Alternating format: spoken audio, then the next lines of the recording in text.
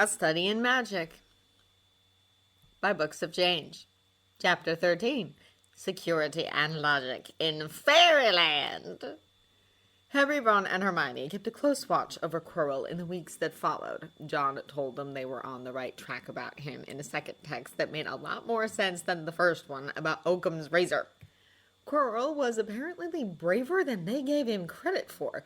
He did seem to get thinner and paler, but it didn't look as though he'd cracked yet. Snape continued to prowl around in a bad temper, which meant the stone was still safe. Harry, Ron, and Hermione took turns pressing an ear against the entrance to the forbidden third-floor corridor to check if Fluffy was still growling inside. Harry made it a point to thank Quirrell for his efforts, and Ron started telling people off for laughing at his stutter. Hermione, however, had other things on her mind besides the stone and Quirrell. Around the end of March, she started color-coding all her notes and draw up study schedules. Harry and Ron wouldn't have minded, except she kept nagging them to do the same. Hermione, the exams are ages away. 10 weeks, Hermione snapped. That's not ages. That's only 2.5 months. That is ages, said Ron. What are you studying for anyway? You already know it all. What am I studying for? Are you crazy? You realize we need to pass the exams to get into second year. They're very important. I should have started studying a month ago. I don't know what came over me. Unfortunately, the teachers were thinking on the same lines as Hermione. They piled so much homework on them, Harry had to spend every spare minute of his time trying to finish them all before Easter holidays. Unlike the majority of Hogwarts, Harry was going back to London, and he didn't want homework hovering over his head. Of course I'm going, Harry said as he trudged after Hermione to the library, moaning and yawning alongside Ron as she fretted over his 2-week break from studying as if it was a bad thing. I haven't seen John and Sherlock for 6 months. Harry still had a great deal of homework left over when the holidays rolled around. He fell into a fretful, exhausted sleep the moment he settled into the train, thinking he'd likely be in 6th year before he finished writing all his potions essays. After the nap, he felt more relaxed and optimistic. So Harry spent the remainder of the train ride playing Exploding Snap with Terry and Justin, who were going home too. I'm going to have a brother, Terry said excitedly. His name is Ravi, and he's 6. Mum says he's a half-blood race-brace Muggle mum. Do you have other brothers and sisters? Harry asked. 2 sisters. There's Brianna, and she's 2. Olga we adopted from Ukraine. Harry smiled. This was what he really liked about Harry and his family. Mr. and Mrs. Boot considered anyone they fostered as family, and Harry loved having more siblings. Harry couldn't really share that part of his life with Ron and Hermione, since they never had the need to have another family except the one they were born into. I'd like to meet them, said Harry. You can visit us over Easter holidays. What are your plans? I have a bunch of doctor appointments this week. Madame Pomfrey's going to kill me if I don't go to all of them, said Harry regretfully. Next week I'm going to Sussex. Busy, aren't you? Said Justin. I suppose you'll be spending the evening with family. What about the summer? Harry had a lot of plans for the summer, too. He, Ron, and Hermione had agreed to a Star Wars marathon. Ron and his brothers had already invited him for an extended visit at their home, and he and Dean were going to play football every week until then. It was surreal now that Harry thought about it. He had a normal, ordinary life going on, despite the unnatural shadow cast by the Philosopher's Stone. When does your family normally go to Diagon Alley? I can meet you there, said Harry. Oh, good idea! We can have lunch together at the Leaky Cauldron, said Terry happily. Mother likes to do shopping in London. Perhaps I can meet you on one of her trips, said Justin. Harry grinned. For the nth time, Ron was grateful Harry left his phone with them. The original intent was so Hermione could call her parents. Ron ended up using it to call Harry when watching Hermione recite the 12 uses of dragon blood or practicing wand movements became too much. Why is she memorizing the 12 uses of dragon blood for? We didn't even learn that in class, said Harry. That's what Hermione does. Ron groaned. When in doubt, learn it all. Ron cast a furtive eye at Madame Pince and then at Hermione, who was off looking for another book to devour, before he went back pretending to look up Dittany from his copy of 1000 Magical Herbs and Fungi. Hey, do you remember the last text Sherlock sent over summer holidays? Said Harry in a hushed whisper. Yeah, something about John's missing body parts growing back. So what was it, wings? No, it's something else. I noticed it the moment I got back to London. I just haven't told you. Typical Harry. I'm not. You're riling me up, mate. What is it? Harry hemmed and hawed for a long moment. You know, John used to have a flat chest. Ron's jaw dropped. Then he flushed up to his ears' tips. No way! They grew back, said Harry, sounding stunned. Sergeant Donovan's been asking me if I'm going to have a baby brother soon. John is furious. Ron felt lost. What does that have to do with Hagrid? What are you doing in the library? Hagrid hid whatever he was holding behind his back. It looked very out of place in his moleskin overcoat. What? He said in a shifty voice. What's up to? Still looking up potions for Harry's Muggle mum? Nah, someone else gave her what she needed. This is just homework, said Ron. Seriously, Hagrid, what's up? Shh! Hagrid looked around quickly to see if anyone was listening. Don't go shouting in the library. What's the matter with you? Ron frowned. Hagrid was practically radiating suspicious, jumping at small noises, warily glancing about and refusing to answer his questions. After Hagrid left the library, mumbling excuses and inviting him over for tea, Ron walked over to the shelf Hagrid had been at. The books there were about dragons. Dragon species of Great Britain and Ireland, From Egg to Inferno, A Dragon Keeper's Guide, and Men Who Love Dragons Too Much. Wonder what it's like to have a peaceful life, Ron sighed as he started updating Harry on the latest news. This is a security nightmare, John grumbled as Harry and Sherlock listened into Hagrid telling John and Hermione how he went down to the village pub for a drink, got into a game of cards with a stranger, and won an illegal dragon egg from him, which the stranger only handed over to Hagrid after he confessed to knowing how to tame three-headed monster dogs. They fell asleep with a beat of music. Why? To be fair, he did get a genuine dragon egg, said Sherlock as he stared greedily at the video feed of the enormous black egg sitting beneath a kettle right in the heart of the fire. The one thing Hagrid wanted since he was a kid, which a stranger rather conveniently happened to have, John pointed out. I'm texting Snape and Hermione. Harry practically jumped out of his skin. Snape? You talked to Snape? Sherlock looked at Harry like he was stupid. Well, of course he's your teacher. Who else would we be talking to? Professor McGonagall? Professor Dumbledore? Anyone but Snape, Harry thought savagely.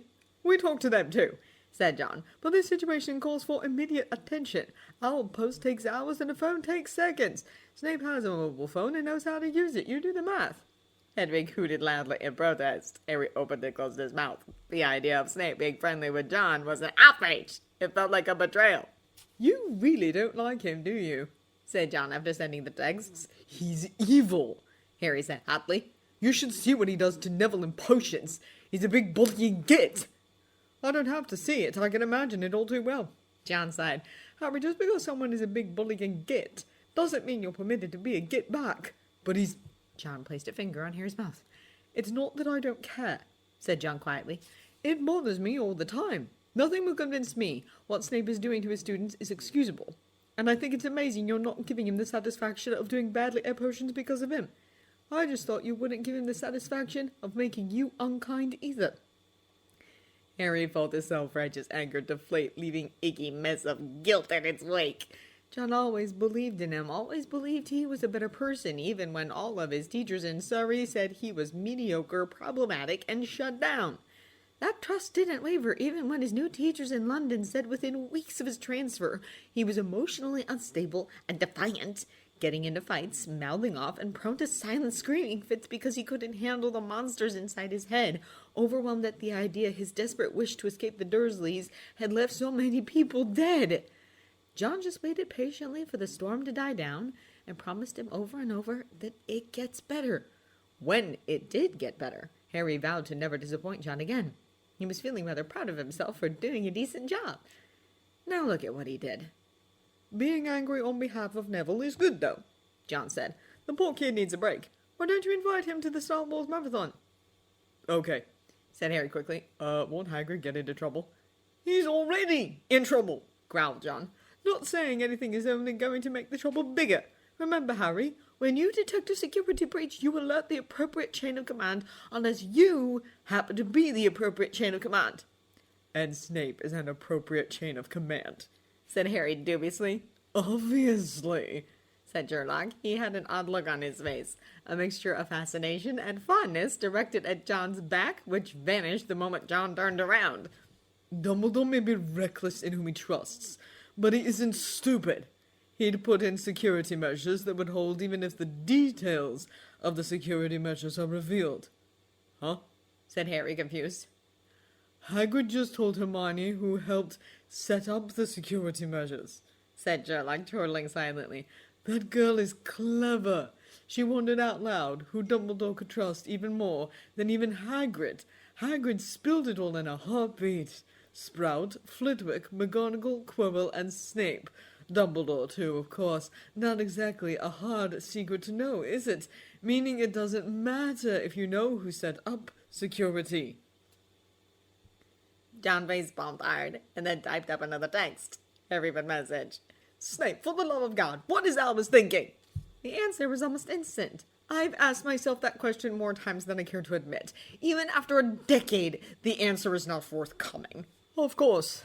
John sighed, while Harry just sat profoundly disturbed at the notion of a technology-literate Snape. Sherlock, why wouldn't knowing who set up security matter? Because magic is like fairy tales, Sherlock explained. Why do you have to sing the right song for the Red River part? And why do you have to kiss the frog for it to turn back into a prince? Because that is the imposed condition. The arbitrariness of the condition does not matter, nor does the person who set up the condition, though I suppose the type of condition could depend upon the spellcaster. You merely need to know the right condition to get around security in Fairyland. Harry started to understand.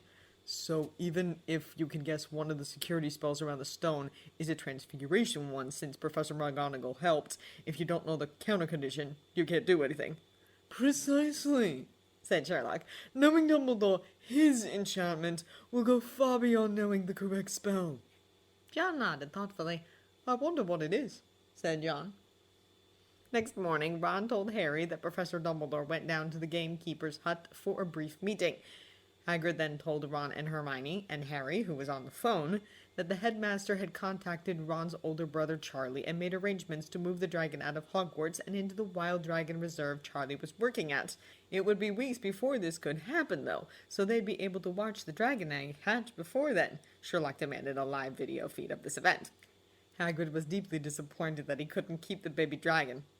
I know I couldn't keep it forever, mumbled Hagrid into the phone. And I'm grateful I can at least see it out straight, man, Dumbledore. But I thought I could keep it a little longer. Hagrid then started howling so uncontrollably they couldn't get another word out of him. Harry tried not to feel too sorry about it, as Hermione pointed out. Hagrid lived in a wooden house.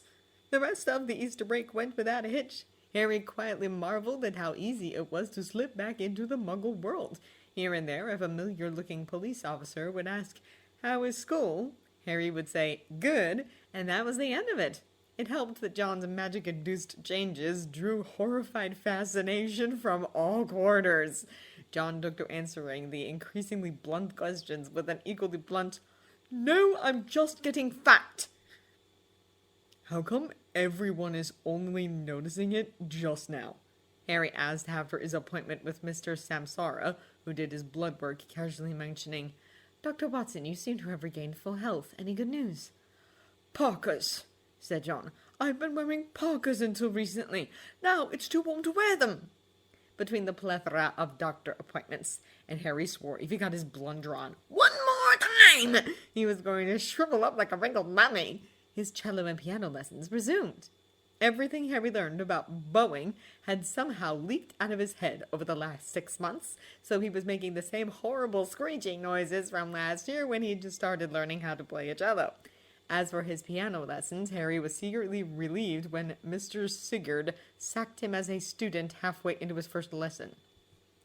"I'm sure Sigurd will be more than happy to teach our non-existent biological child Sergeant Donovan swears I'm having once he's old enough," said John sardonically.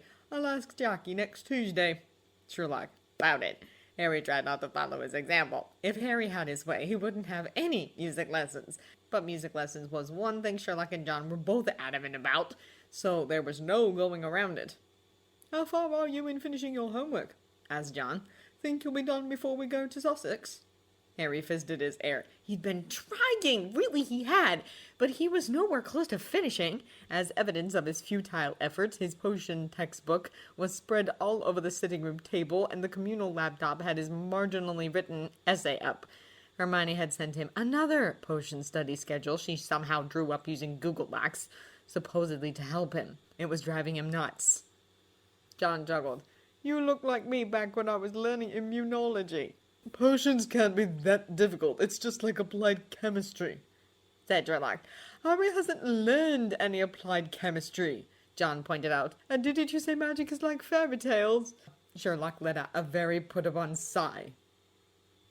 This is the problem with you normal people, always bogged down by the trappings of logic, rather than logic itself, Sherlock griped. To Harry he said, chemistry is basic logic, a chain of conditions and results, and everything follows logic, even fairy tales. Just because the relationships between the condition and results seem arbitrary doesn't mean the sequence of conditions and results are arbitrary as well. Don't trip over the arbitrary relationship between stirring 3 times counterclockwise and the production of a cure for boils. Stirring counterclockwise is the condition. The boil curing potion is the result. A, then B. It's simple logic. As long as you know all the basic conditions and their results, figuring out the sequence should be simple enough. But how am I supposed to do that? Asked Harry, dismayed. I keep all known basic chemical reactions in my mind palace, said Sherlock. That's how I identify them. There is no other way, I'm afraid. Harry frowned. What's a mind palace? Harry ended up learning how to build a memory palace, or use the method of low-key, as John put it, instead of doing his potions homework that day. It was rather interesting. Sherlock used the layout of his childhood home in Kent to organize his chemistry knowledge, and the streets of London to organize his criminology ones. Harry decided to use Hogwarts as his memory palace. He didn't go beyond the Gryffindor common room, and his memory retrieval was rather dismal. But Harry was sure the trick John taught him of writing down everything he memorized on a sheet of parchment as soon as an exam started would come handy later. Hermione and Ron waited for Harry to show up at the Great Hall.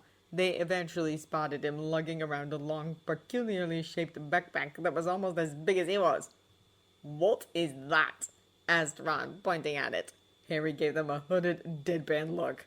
I've started cello lessons. Again, he said, doing the Jedi mind control hand motion. Hermione suppressed a grin and Ron snickered. Harry's sigh was only half serious. I have lessons over Skype 3 times a week, as if I don't have enough to do. At least my tutor isn't Mr. Sigurd. Ron asked about his holiday, and Harry told them about his trip to Sussex.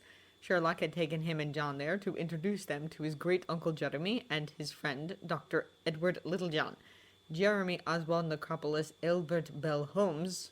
Your great-uncle has my condolences. Your family is not allowed to name our hypothetical children, by the way, John had declared, to which Sherlock replied, Yes, dear. Was one of Sherlock's favorite relatives. He had taught Mycroft and later Sherlock how to observe and deduce people, and spent many happy hours with the young Sherlock putting together a life-size human skeleton replica. So much more interesting than those jigsaw puzzles Uncle Aubrey insisted on gifting, Sherlock had said. So how is Hagrid? Harry asked. My Bob, said Ron, shaking his head. Yesterday we saw him stroking the egg and singing a lullaby. I don't know how he's going to cope when Charlie comes to pick it up. When is it going to hatch, do you know? Hagrid's going to send us an owl. They went abruptly silent when they noticed Malfoy walking nearby. He didn't seem to notice them, though, and appeared mulish and angry. But he's going to detention, said Ron gleefully as they walked away. Did he ever pay you back for breaking your old phone? Asked Hermione. I don't know, said Harry. But I'm guessing he did. Sherlock couldn't have bought my new one if he didn't. As if on cue, Harry's new phone vibrated. They ducked behind a suit of armor to check the message. Breach confirmed. Fluffy was neutralized for 10 minutes. The thief could not get past AD's security, however. Sherlock. Ha! Said Harry triumphantly. I should have known, said Ron. Of course Dumbledore would have put up something clever. Hermione let out a sigh of relief. At last they had a good reason to stop worrying about the stone. Good thing, too. The exams were coming in only 6 weeks. A week after Easter holidays at breakfast time, Hedwig gave them a note from Hagrid. It was short. It's hatching. Ron wanted to skip herbology and go straight to Hagrid's. Harry was inclined to agree. Hermione had to put her foot down. But Hermione, how many times in our lives are we going to see a dragon hatching? Ron argued. We have lessons, we'll get into trouble, and that's nothing to what Hagrid's going to be in if someone finds out what he's been doing. Shut up! Harry hissed. They all looked up at Sir Malfoy. He was only a few feet away, and he wasn't walking. Hermione did not like the look on his face. After much arguing with Ron, Hermione agreed to head to Hagrid's during morning break. As soon as the bell rang at the end of class, they dropped their trowels and raced across the grounds to the edge of the forest. Besides Hagrid, who looked flushed and excited as he quickly shuffled them into the darkly lit room after peering out from a crack in the window, there was an unfamiliar, stocky, red-headed person inside the hut. Hermione instantly knew who he was from his weather-beaten complexion, freckles, singed hair, and the shiny burn right beneath it. Charlie! Cried Ron. Where did you get here? Charlie Weasley beamed at Ron. Just last night? And hello? He looked at Harry and Hermione. You two must be Ron's friends. The handshaking was interrupted by the loud crackling sound coming from the table. Everyone gathered around the egg lying on its center. Harry took out his phone and started filming. The egg trembled several times and more deep cracks appeared on its shiny metallic black shell. A funny clicking noise came from within. At last the egg split open and the long-anticipated or dreaded baby dragon flopped into view. Isn't it beautiful? Murmured Hagrid, misty-eyed. Harry muttered something about crumpled black umbrellas. Hermione had to agree with the description. The baby dragon was an ugly thing, with large spiny wings, a skinny jet body, and a long snout with wide nostrils, horn stubs, and bulging orange eyes. When Hagrid reached out to stroke its head, the dragon snapped at his fingers. Got anything to feed it? Asked Charlie as he shook his head fondly. Got a bucket of brandy mixed with chicken blood over there, said Hagrid, absently waving a hand the size of a dustbin. Read it out of dragon breeding for pleasure and profit. Bit out of date, of course, but it's all in there. That it is, Charlie agreed. The dragon sneezed. A couple of sparks flew out of its snout. So when are you taking it to Romania? Asked Ron. Tonight, Said Charlie. Best do this quickly before it gets any bigger. Norwegian ridgebacks can grow up to 3 times in size in a week. Harry winced. Then his glance shot to the curtained window. There was someone peeking from the window, he said. They bolted to the door and peered out. Malfoy was hurrying back to the castle. He'd seen the dragon. Change of plans, said Charlie as he quickly shut the door. I'm taking it now. No, said Hagrid. you can't. He's too little. See, he only just recognized his mummy. Norbert, where's mummy? I lost his marbles, muttered Ron. Can't let Norbert get too attached to his mummy, said Charlie, lip switching. Come on, Hagrid, let it go. Charlie eventually wrestled Norbert the baby dragon into a fireproof box. He almost got bitten 5 times before he successfully closed and locked the lid. He would have finished the job sooner, except Hagrid wanted to make sure Norbert had enough to eat, so he stuffed the box with rats and several skins of brandy chicken blood mix first. He even put in a teddy bear in case Norbert got lonely. The tearing noise that came from the box as soon as the lid shut told them the stuffed bear probably got its head ripped off. Goodbye, Norbert. Hagrid sobbed as Charlie prepared to leave. Mummy will never forget you. A profound sense of boneless relief enveloped the 3 of them as they watched Charlie vanish with a neatly cast disillusionment charm. Perhaps it was the combination of a quick and clean resolution to Hagrid and his dragon egg problem, the fact they wouldn't get into trouble even if Malfoy told on them, and the assurance that the stone was well guarded indeed. Whatever it was, none of them could concentrate during their remaining classes, so they decided to take a break from studying that afternoon. They stopped by the kitchens, and the house elves prepared a large basket filled with bottles of cold pumpkin juice, sandwiches, and cakes for them. As if sensing their mood, the grounds were in perfect picnic conditions. The sky was forget-me-not blue, the weather was warm, and the lawns were soft with new grass. Please at last, said Ron blissfully. We still have exams, you know, Hermione said. Aren't you the right way, sunshine? Said Ron. Can't you relax? We deserve a bit of a break. They lolled about by the lake until sunset, when they reluctantly returned to the castle. Hermione had regained her concentration by then, so she bullied the boys into doing their homework for the rest of the evening. Ron typically grumbled, and Harry sighed, but they did make good progress. Hermione went to bed expecting a perfectly normal day come morning, with nothing but exams to worry about. The horrified yell from the boys' dormitories shattered that expectation. Harry had gotten himself kidnapped.